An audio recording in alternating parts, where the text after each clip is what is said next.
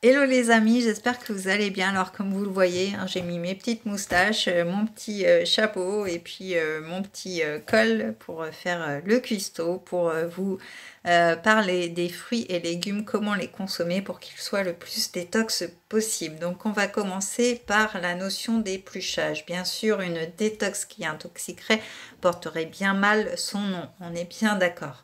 Donc non aux pesticides, mais oui aux vitamines et minéraux. Les 9 commandements du mangeur vert, je vais vous les expliquer un par un. Donc tout d'abord, tous les fruits et légumes se nettoient soigneusement sans exception. Même s'ils ont l'air propres et sans terre, même les fruits qu'on épluche ensuite, ou que l'on entaille, que l'on découpe, comme par exemple les citrons, les pamplemousses, les melons, pour éviter de contaminer la chair quand on va plonger la lame du couteau dedans. Donc il faut absolument les nettoyer, sinon votre lame en coupant va les contaminer. Donc le but, c'est d'éliminer bien sûr le max de résidus de pesticides, mais aussi des poussières et microbes divers. Donc deuxièmement, rincez-les bien sous l'eau courante, évitez de les faire tremper, surtout s'ils sont découpés en petits morceaux, car en fait les minéraux sont alors attirés de l'alimentation vers l'eau et définitivement perdus, ce qui serait dommage parce que du coup vos fruits ou légumes n'auraient plus de vitamines et de minéraux. Donc si vous y tenez, vous pouvez éventuellement mettre aussi un petit peu de savon à rincer évidemment à fond après. Pour les végétaux recouverts d'une couche de cire, par exemple, comme les pommes, mais plusieurs études ont montré que ça ne servait pas à grand-chose.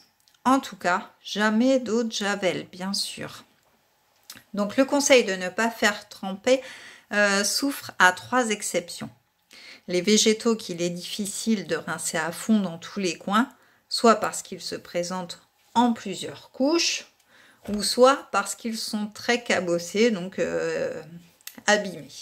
Par exemple, certaines salades vertes comme la frisée, la feuille de chêne, etc., qu'il est difficile de nettoyer. Dans ce cas, pour être sûr de déloger tous les petits insectes qui adorent se nicher dans les petits coins, comme par exemple les petites limaces qui donnent un petit goût à la salade, et bien mieux vaut au contraire faire tremper dans de l'eau froide avec un petit peu de vinaigre ou du jus de citron. C'est très très bien. Alors un petit rappel, cela ne dispense pas de rincer bien sûr toujours la salade feuille à feuille. Les salades un peu flétries, les radis et autres légumes ayant un petit coup de mou, eh bien on va les laisser tremper dans de l'eau très froide, voire glacée, avec des petits glaçons.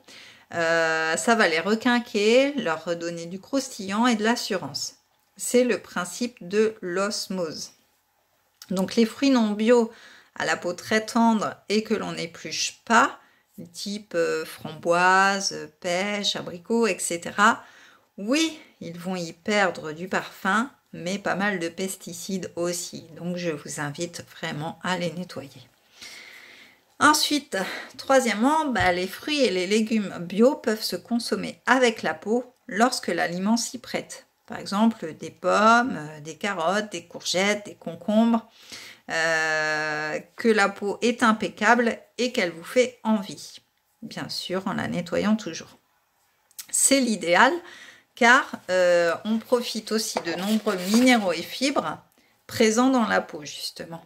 Donc en l'épluchant, en fait, on va se priver de 20 à 30%, voire plus, de ces bienfaits nutritionnels. Donc en lavant bien vos légumes et en gardant la peau, vous allez quand même profiter des vitamines et des minéraux qu'elle produit elle-même.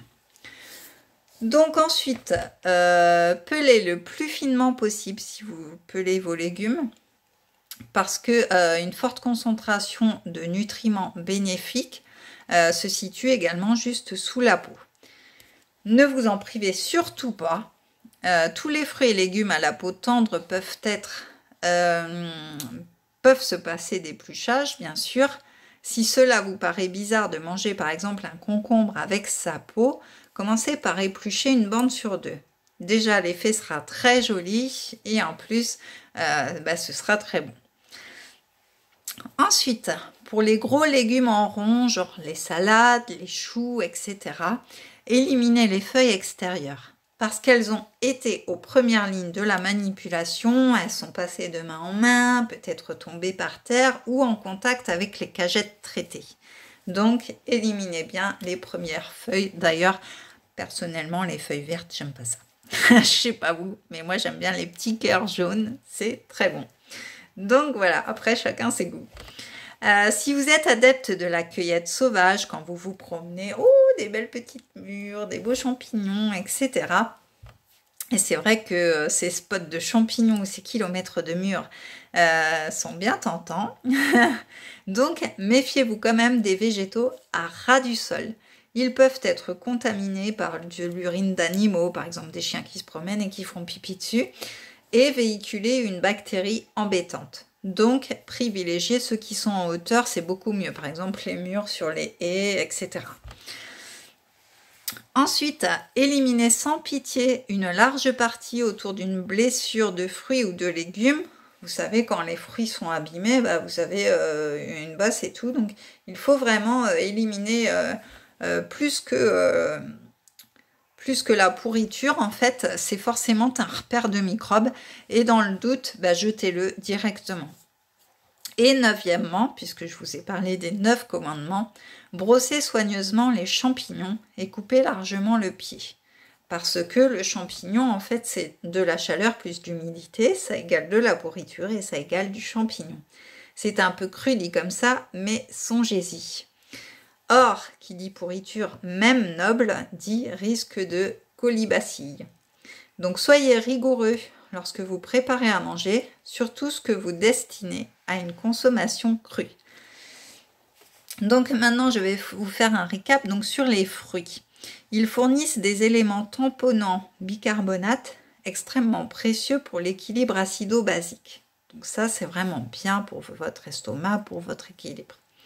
Certains fruits encore plus que d'autres, les agrumes par exemple. Alors attention cependant, ils sont naturellement riches en sucre. Donc attention à ceux qui font des diabètes et tout ça, parce que certains fruits sont vraiment hyper sucrés, même s'il n'y a pas de rajout de sucre. En mode détox, préférez les mélanger avec d'autres aliments détox plutôt que de les consommer en solo toute la journée. Donc les légumes ensuite, c'est une compo détox parfaite. Ils sont les plus aptes à rétablir l'équilibre acido-basique, même si je vous ai dit que les fruits y participaient, les légumes c'est encore mieux. À la bonne heure, bien sûr. Donc la teneur en composants détox d'un fruit ou légume varie dans la journée. Et oui, ça il faut le savoir. Elle monte en fait lorsque le végétal était censé, en plein champ par exemple, se protéger des prédateurs, des attaques microbiennes, des champignons, du soleil, etc. Et la nuit, en fait, ils se reposent. Donc, essayez de les consommer au plus près de ce que serait leur vie réelle. Par exemple, dans une pièce de luminosité différente la journée et la nuit. Et cuisinez-les lorsqu'ils sont au top de leur production self-défense, c'est-à-dire en pleine journée. C'est pas très pratique pour ceux qui bossent, mais il reste quand même le week-end. Donc voilà pour aujourd'hui, pour les fruits, les légumes, les aliments détox. Donc je vous invite à continuer à me suivre sur ma chaîne YouTube. Abonnez-vous, pensez à la petite cloche et suivez-moi aussi sur Facebook et sur Instagram. Si vous avez des questions, mettez-les en commentaire. Mettez-moi aussi ce que vous pensez de la vidéo, ce que vous voudriez voir. Enfin voilà. Je suis tout oui, comme on dit. Et puis, je vous dis à très vite sur ma chaîne et une très bonne journée. Et sur ce, je vous laisse, je m'en vais cuisiner. Bisous!